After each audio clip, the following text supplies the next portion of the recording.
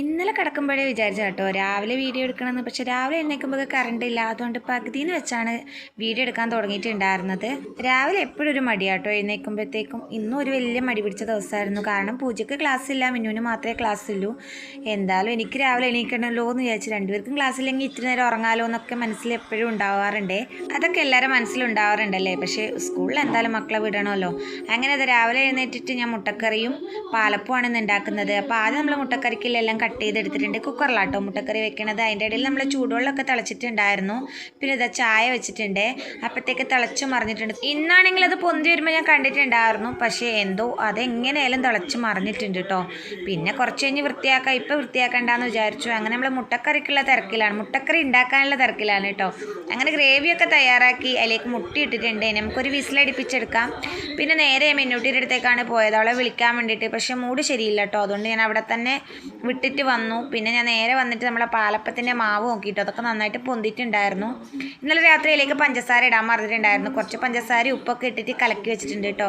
പിന്നെ ഞാൻ വിചാരിച്ചു ചായ കൊണ്ടുകൊടുക്കാമെന്ന്. അങ്ങനെ ചായയൊക്കെ എടുത്തിട്ട് മിന്നുവിനാണെങ്കിൽ പഞ്ചസാര വേണേ, എനിക്ക് പഞ്ചസാരയും വേണ്ട. അങ്ങനെ 2 ടൈപ്പിൽ ചായയൊക്കെ എടുത്തിട്ട് നേരെ നമ്മൾ റൂമിലോട്ട് പോവുകയാണ്. ഇനിയിപ്പോൾ എന്തായാലും വിളിക്കണം, 6:45 ആയിട്ടുണ്ട്. 7:35 ആകുമ്പോൾ പോവും വേണം കേട്ടോ. അങ്ങനെ അവിടെ ചായ അവിടെ കൊണ്ടുവച്ചിട്ടുണ്ട്. പിന്നെ ഭക്തിഗാനമൊക്കെ വെച്ചിട്ട് ഞാൻ ചായ കുടിച്ചു. അതിനുശേഷം ഞാൻ മെല്ലെ അപ്പം ചൂടാൻ വേണ്ടിയിട്ട് പോവാണ്. അവൾ എഴുന്നേറ്റില്ല കേട്ടോ.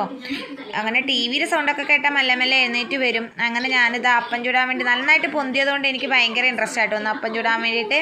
ഇടയ്ക്കിടയ്ക്ക് എനിക്കിത് പൊന്തൂല, കാരണം ഞങ്ങളുടെ നാട്ടിൽ ഈ അപ്പം അധികം ചൂടാറൊന്നുമില്ല കേട്ടോ. ഞങ്ങളുടെ നീർദോശയാണ് എപ്പോഴും ഇങ്ങനെ ചുടാറുള്ളത്. അപ്പോൾ ഇങ്ങനത്തെ അപ്പമൊക്കെ ഞാൻ ഇടയ്ക്ക് എപ്പോഴെങ്കിലും ചുടാറുള്ളൂ. അത് ഇടയ്ക്കിടയ്ക്ക് ചുട്ടാൽ കുളമാവും, നന്നാവാറില്ല കേട്ടോ, പൊന്താറുമില്ല. ഇന്ന് എന്തോ നന്നായിട്ട് പൊന്തിയിട്ടൊക്കെ വന്നതുകൊണ്ട് എനിക്ക് ഉണ്ടാക്കാനും ഒരു ഭയങ്കര ഇൻട്രസ്റ്റ് ആയിരുന്നു. ഇപ്പോഴാണെങ്കിൽ മിന്നൂട്ടിക്കും ഹസ്ബൻഡിനും മാത്രമേ അപ്പം ചുടുന്നുള്ളൂ. എനിക്കും പൂജക്കും പിന്നെ കേട്ടോ ചുടുന്നത്.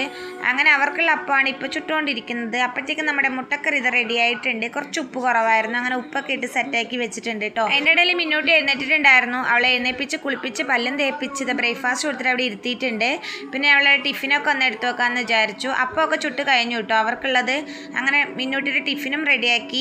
ഇനിയിപ്പോൾ നമുക്ക് അവർക്ക് മുടി കെട്ടിക്കൊടുക്കാനുണ്ട്. മിന്നൂട്ടി എഴുന്നേറ്റ് കിട്ടാൻ മാത്രമാണ് പണി കേട്ടോ. പിന്നെ പെട്ടെന്ന് ആയിക്കോളും. മുടിയാണെങ്കിൽ ചെടിയായിരുന്നു കേട്ടോ. അങ്ങനെ കുറേ നേരം എടുത്തിട്ടാണ് ഞാൻ അതിനെ ഒന്ന് വൃത്തിയാക്കി എടുത്തത്. മുടി ഊരിയിട്ട് പറ്റുന്നില്ല കേട്ടോ. ആരെങ്കിലും മുടി ഇടുന്നതിൻ്റെ മരുന്നുണ്ടെങ്കിൽ ഒന്ന് പറഞ്ഞേരണേ, കമൻറ്റ് ബോക്സിൽ ഇട്ടാൽ മതി. ഇതാ നല്ലപോലെ മുടി ഇടുന്നത്. ഇത്രയും മുടി ഊരി കിട്ടിയിട്ടുണ്ട്. അങ്ങനെ അവളെ മുടിയൊക്കെ കെട്ടി പിന്നെ കുറച്ച് ബോഡി ലോഷനൊക്കെ തടിക്ക് കൊടുത്ത് I have